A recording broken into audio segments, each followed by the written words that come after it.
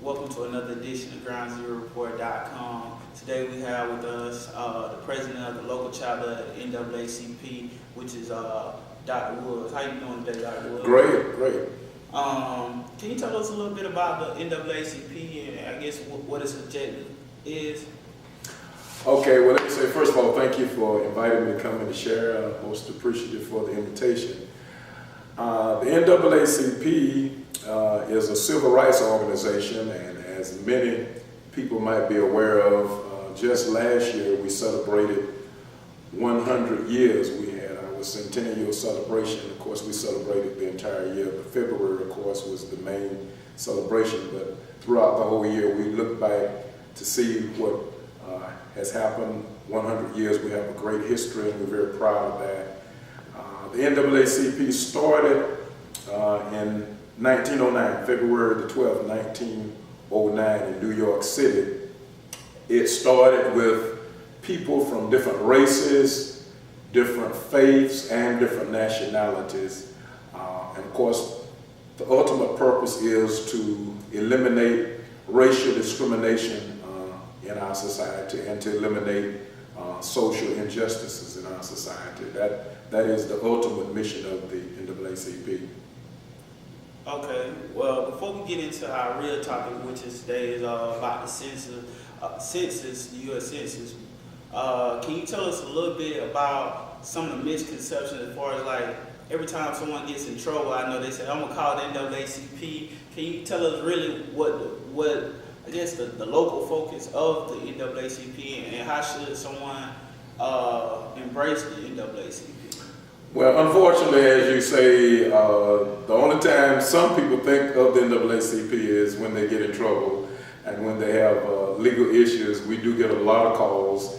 And of course, generally, my first question is, are you a member of the NAACP? And I would submit that probably 95% or better of the people that I talk to are not members of the NAACP. And of course, that doesn't mean that we will not help them. But we want people to understand that we do need their support and their cooperation. My late pastor, the late Reverend Jackson E. Jones, used to say that everybody is a member of the NAACP, you know, particularly in our community, the African American community. Say all of us are members, the only thing is that some of us have not paid our dues. But we want people to know that we do need their support. Now, what we try to do is we also try to work on areas that will assist our community. We have educational programs. We have an educational committee that works to monitor the curriculum, to make sure that the curriculums are fair and just for everyone, to work with the school board, and to assist in that area, to monitor employment, to make sure that the practices of employment across the board are fair, and that there's a certain amount of representation, particularly for African Americans, because many times we don't have the administrators, we don't have the teachers that are needed. So we work hard to monitor that. We also have a program known as AXO, which is a program for our young people, for teenagers. It's an academic program, and that is another area that we're working in connection with the high schools and also with Gulf Coast Community College. So my point is we try to do things that will prevent a lot of the things that happen to our young people and allow them to get into some of the situations that they get into. With the legal redress, also, we have a legal redress committee that addresses when we get those calls, as I said earlier, when people have had problems with discrimination cases or claims that they pass on to us. We have a person that works to do that. In fact, we have a committee that does that. So we deal with those claims. And of course, that legal committee also works to make sure that the ordinances of the city and the county are fair, and also to monitor what goes on with state legislators and with the Congress. Laws that will impact not only African American, that will be fair for everybody. So I guess my point I'm making is that we're doing a lot of things. We're not just here just to receive calls when a person feels that they've been discriminated against. We're working to try to eliminate racism and injustices from our community. Okay. Well, before we continue, we're going to take a short break. What's that? How many minutes was that? 5, 10. All right. Give us the intro. They can All right, we're back with Dr. Woods. Dr. Woods, our topic today is about the U.S. Census. Can you tell us how is the NAACP participating with that? The NAACP will be working with the census. I mean, the national NAACP along with the state conference, Florida State Conference, and the Bay County branch, of course, we too will be involved. But all across the nation, the NAACP will be working. We want to make sure that the numbers are counted, and we want people to know that it's so important that numbers are counted.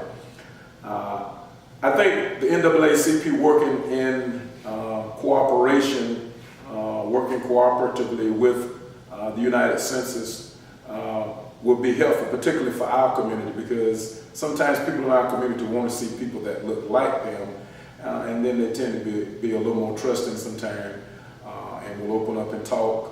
And a lot of times you can get the information and responses that are needed.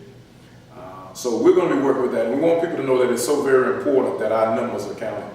Can you tell us, I guess, why are the numbers so important, especially for the black community? Okay, the numbers are very important because the help that people will receive in their local community will be based on the past census. So those numbers are very important.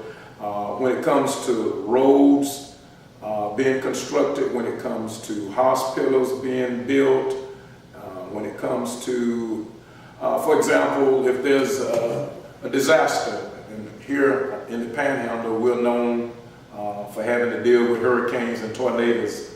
If a tornado should hit or a hurricane should hit, if we have a disaster in our area, the help that the area will receive will be based on the census, the previous census. So therefore, it's important that we are counted. I mean, you know, we can't just come up with a number and call Washington and say we need help for 500,000 people.